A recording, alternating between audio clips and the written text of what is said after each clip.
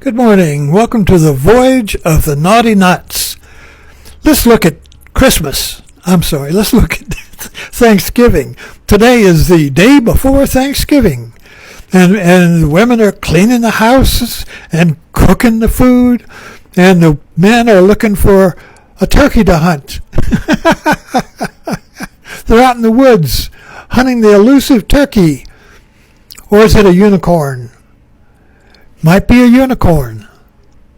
Let's look at Thanksgiving in a different way, as a naughty knot.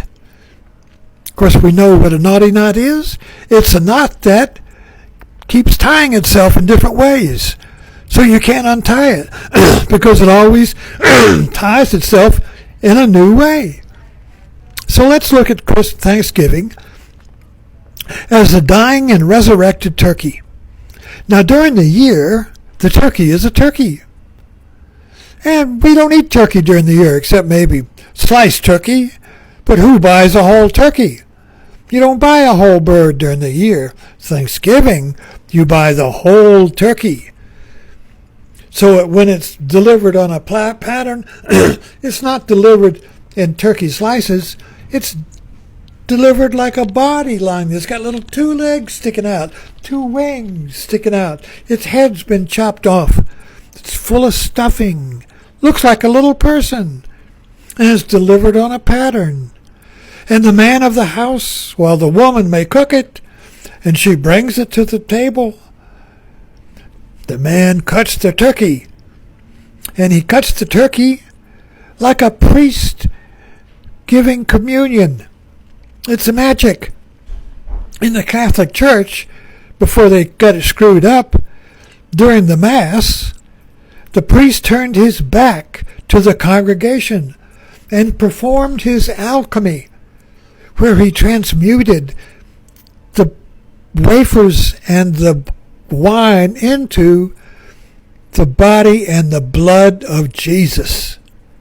And then he turned around and he served this magical food to the people, to the congregation, and they were healed. And they were healed. So you come to the church broken, and you leave healed. So we come to the family home, the home tree, on Thanksgiving, where the grandparents live, and we're all broken and dispersed. We've been living in California and New Mexico and New York. The family's been broken and dispersed. But when the call of the turkey comes, we all come back to the home tree and partake of the feast of the dying and the resurrected turkey. It's magical. The turkey bird, is transmuted into the dying and resurrected Son. Well, if you say the turkey is Jesus, you're going to end up in a ward.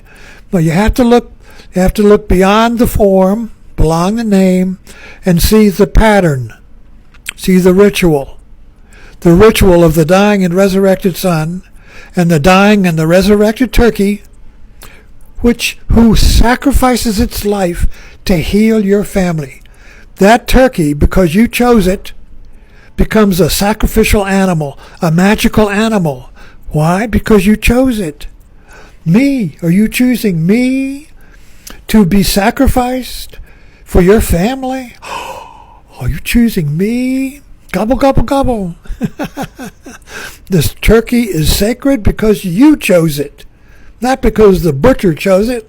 Not because the meat packer chose it. Your choosing it made it a sacred animal. Your choosing it made it a dying and resurrected Son of God. In a secular form. In a worldly form.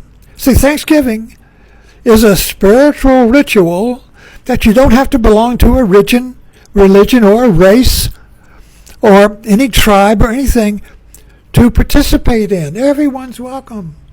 Everyone can participate in the dying and resurrected turkey. Everyone has a family.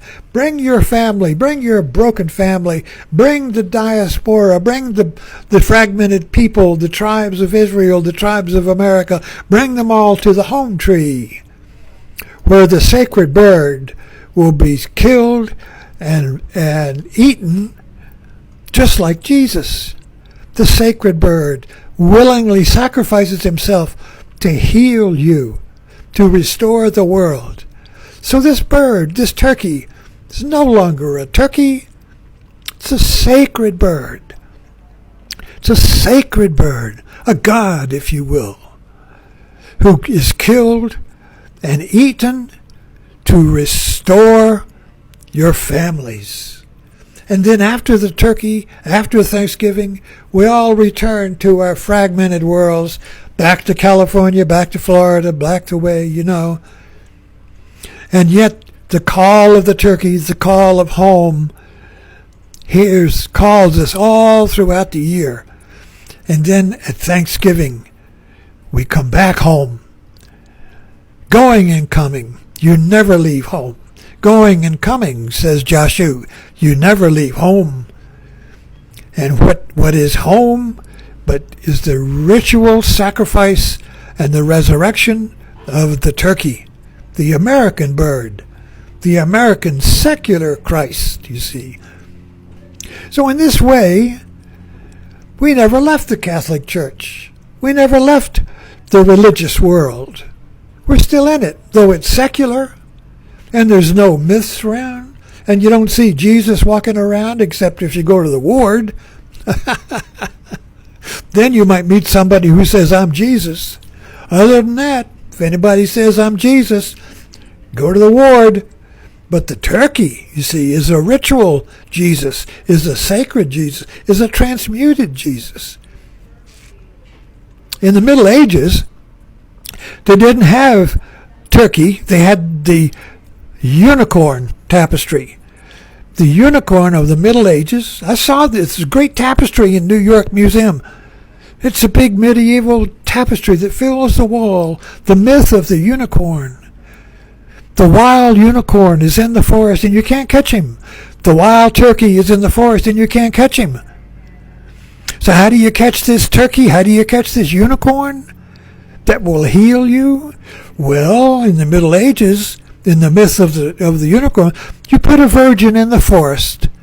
You put an innocent virgin, a young girl, an innocent girl, in the forest, and that wild unicorn could not resist her aroma and would come and lay his head in her lap, and the townspeople could capture him and put him in the garden of their town like a fountain, and that unicorn chained to the tree of the garden would regenerate grace, would manufacture grace, just as the fountain in the garden generates life. So the unicorn is really the forerunner to the turkey. The wild, elusive turkeys are hard to shoot, I hear. They're very sensitive. They can hear you. You got to be really skilled to kill a turkey. So the turkey, you see, is like that elusive unicorn. But the Middle Ages have gone, but the myths don't die. When one myth dies, we create another one. When one movie dies, we create another movie. When one Jesus dies, we create another Jesus. The dying and resurrected myth of healing and restoring the world. Trump is a turkey. Trump says, I'll restore the world. I'll restore America. Just slice me up and eat me. Thanks for dropping in. Have a happy Thanksgiving.